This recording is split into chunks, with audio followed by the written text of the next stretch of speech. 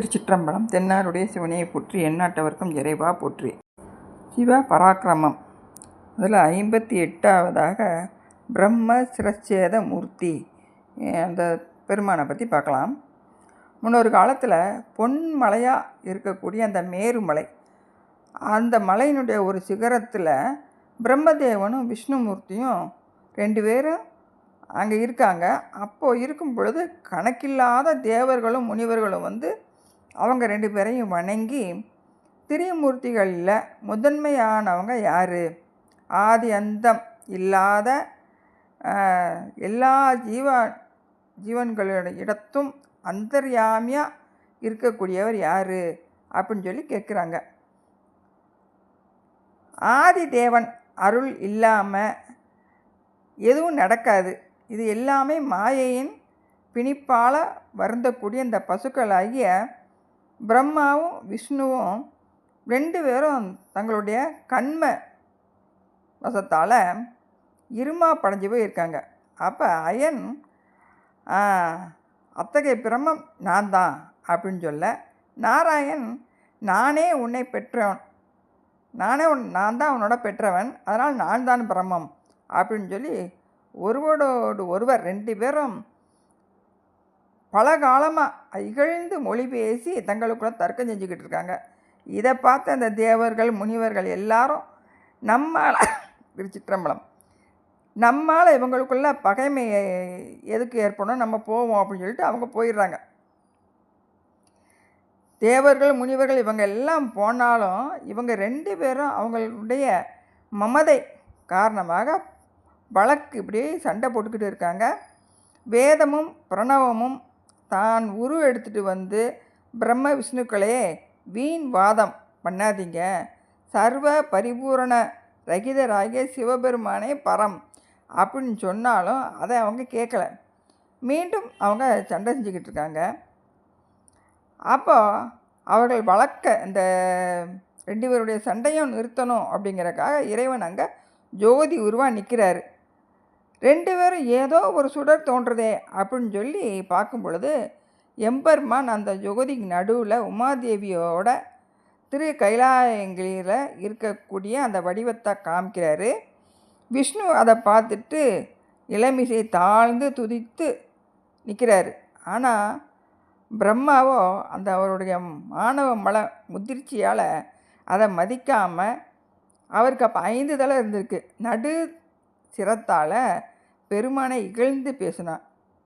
எல்லா உலகங்களையும் இமைப்பொழுதில் எரிக்கக்கூடிய பெருமான் தான் சினம் கொண்டா இந்த உலகமெல்லாம் அழிஞ்சு போகும் அப்படின்னு சொல்லி அந்த இருமாப்போட பேசின அந்த தலையை நீக்கணும் அப்படின்னு சொல்லி மனசுக்குள்ளே நினச்சிக்கிட்டு வைரவ கடவுளை அங்கே தோன்றுறார். சிறுவனாகி அந்த பிரம்மன் தன்னுடைய சிரங்கள் 5 நம்மை இகழ்ந்த நடு சிரத்தை நகத்தால், அந்த நகை நுதியால் கொய்து கரத்தில் எடுத்துகிட்டு அவனுக்கு உயிர் பிச்சை அளித்து தேவர் முனிவர் இப்படி நகரங்கள் தோறும் போய் அந்த உதிரப்பழி, இந்த ஆணவத்தோடு இருக்கக்கூடியவங்களுடைய அந்த உதிரத்தை பழியாக ஏற்றுக்கிட்டு அந்த இரத்தம் போனதுக்கப்புறம் இறந்தோரையெல்லாம் திரும்பி எழுப்பி அவங்களுடைய அகந்தையெல்லாம் அழிக்குமாறு பெருமான் சொல்லிட்டு ஜோதி வடிவில் மறைஞ்சு போயிடுறார். மங்கையொரு பாகனாக இருக்கக்கூடிய அந்த வைரவ கடவுள் வருவதை பார்த்து மாதவன், அதாவது திருமால், அவருடைய வடுகதேவன் இந்த பைரவ கடவுளுடைய மலரடியை வணங்கிட்டு வைகுந்தத்துக்கு போயிடுறாரு. பிரம்ம மரம் போல் நிற்கிறார். வைரவர் சினந்து தன்னோட நகத்தினால் அவருடைய இறைவனுடைய கட்டளைப்படி அவனுடைய நடு சிரத்தை கொய்துடுறார். உதிரமெல்லாம் அந்த உலகெல்லாம் பறந்து உயிர் நீங்கி எப்படி மயங்கி விழுந்துடுறாரு. மேருமலையை சுற்றி அந்த உதிர நீரானது பரவி கிடக்கு. அதை தன்னுடைய நுதல் கண்ணால் விழித்து அந்த உலர்த்தி பிரம்மனை திரும்ப எழுப்பி நித்திரை தெளிஞ்சது போல எந்திரிக்கிறாரு பிரம்மா. நின் மலராகி அந்த பைரவ தேவரை அப்புறம் வணங்கி அதை தூங்கி எந்திரிச்ச மாதிரி எந்திரிச்சு பைரவ கடவுளை வணங்கி பெருமானுக்கு நான் செய்த அபராதம் வரையறை இல்லை, என் பேதமையை பொறுத்துக்கொள்ளணும் அப்படின்னு சொல்லி திருவடியில் வணங்கி என்னோட சிரத்தை தேவரீர் தன்னோட திருக்கரத்திலேயே வச்சுக்கிறணும்.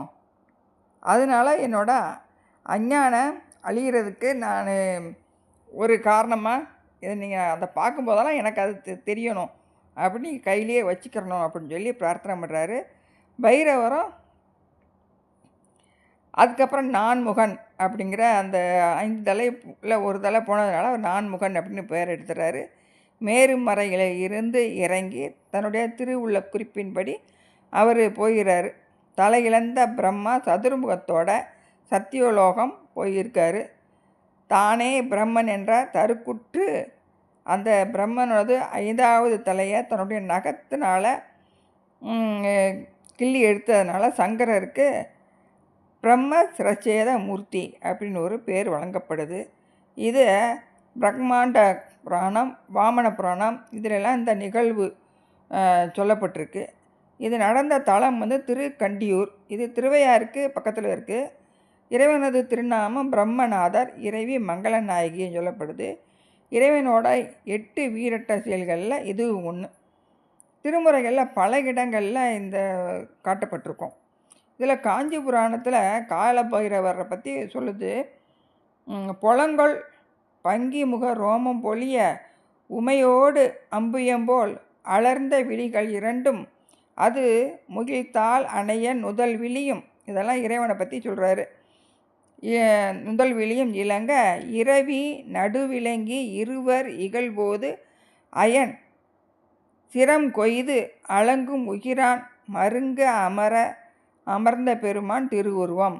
அதாவது பொன்னிறமுடைய சடை, பெருமானுடைய சடைமுடி பொன்னிறமாக இருக்குது. மீசையும் செந்தாமரை மலர் போல் மலர்ந்த முகமும் சிவந்த 2 விழிகளும், அப்படி அந்த மலர் குவிந்தால் இருக்கக்கூடிய நெற்றி, அந்த நெற்றிக்கண்ணோடு இருக்கக்கூடிய பெருமான் மலரவனும் மாலும் இந்த உலகத்திற்கு தான் முதல் அப்படின்னு சொல்லி வழக்கு பண்ணிக்கிட்டு இருக்கும் பொழுது சூரிய மண்டலத்திலிருந்து தோன்றிய அந்த பைரவ கடவுள் பிரம்மனோட சிரத்தை கொய்து தன்னுடைய நகத்தால் கொய்த அந்த உமையோடு இருக்கக்கூடிய திருவுருவம் தான் காலபைரவர் திருவுருவம் அப்படின்னு சொல்லி காஞ்சி புராணமும் காமிக்குது. திருச்சிற்றம்பலம்.